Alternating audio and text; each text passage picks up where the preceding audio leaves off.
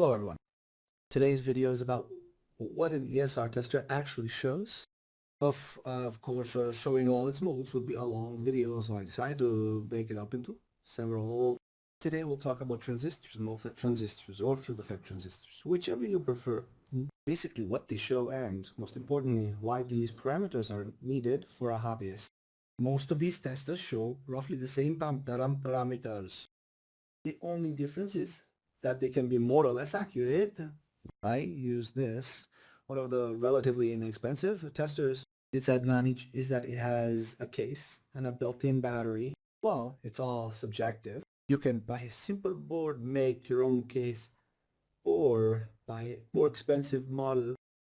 You won't get much out of them because most of them use the same controller as, say, Arduinos or similar replacements. I don't know why STMKI or ESP controllers aren't used yet. Maybe someone knows what devices they're used in, so write it below the video. Well, I didn't really look into it, or you could say I didn't pay attention. Maybe it's somewhere. So let's start with the transistor. Then I'll show these measurements, say, using a device like this.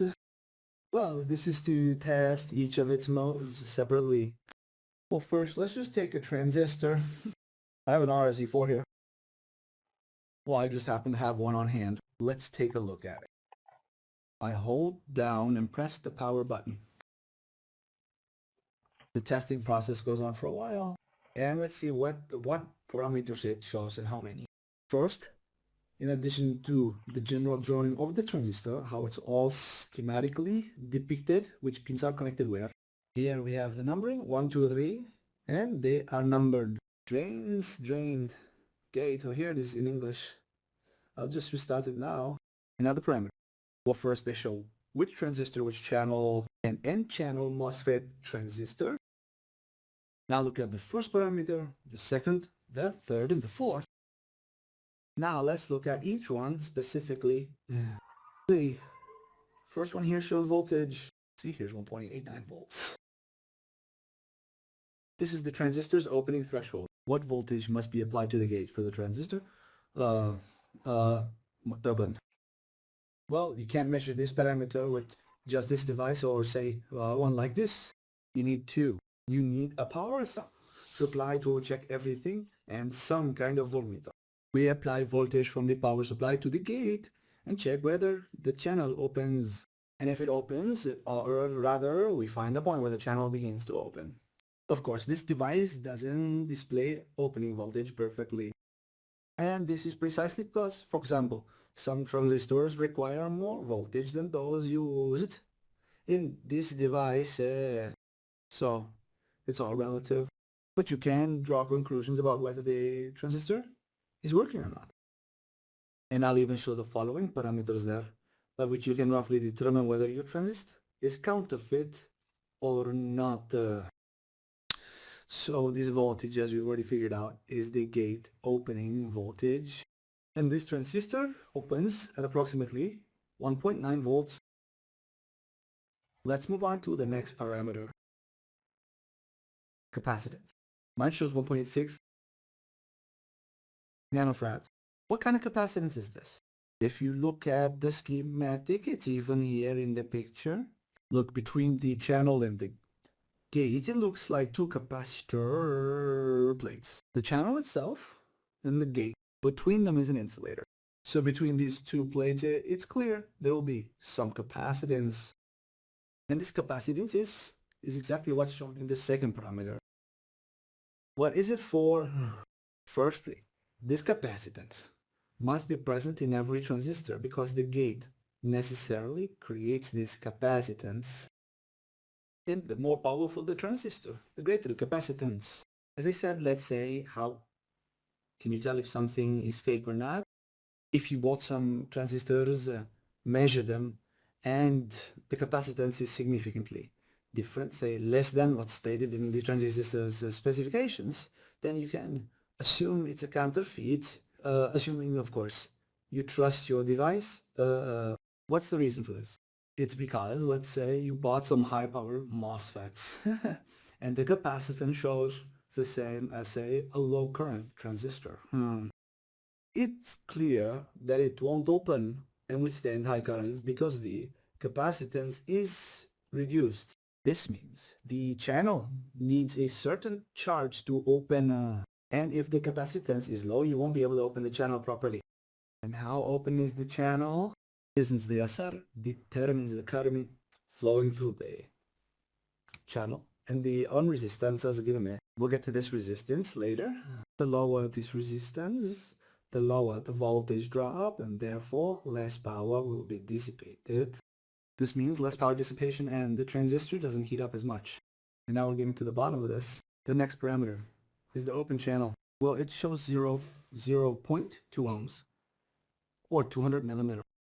Although in reality, if you look at the data sheet, this transistor's open channel has a lower resistance.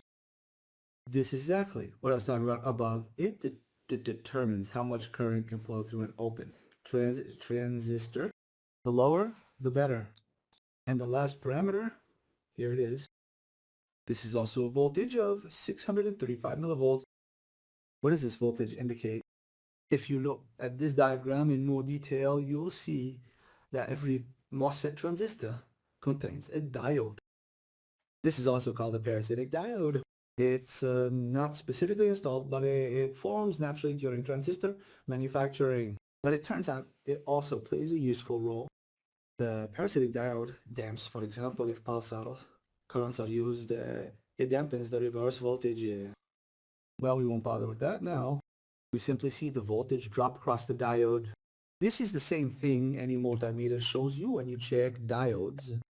This diode has a voltage drop across its channel of 334 millivolts. Now let's measure some of these modes. Let's say with a device like this. Although you could try this one, or use this device. It can measure resistance more accurately, since that's a small device. Resistance. For this, I'll now install a socket. I currently have it set to measure diodes. Let's start with the diode. So its channel is between the central leg and the right leg. This is where the diode is connected. Let's take a look. Look. I touch these testers. It shows 0.68 volts. Well, about the same as that device shows was not to let the light from the lamp get in. This is the diode. It even shows which direction the diode is connected. Yes, if anyone is interested in where I got these testers, this one, I'll give the links below. Go ahead and take a look. Maybe you'll like them too, and you'll buy one for yourself. Okay, the next parameter. Let's measure the capacitance. Here I am measuring capacitance. Here you see. And now because it does, it's measured the gate and the channel. And look, I'm measuring between the two outermost pins. The left one is the gate. It shows 1/5, well, about nano fraction.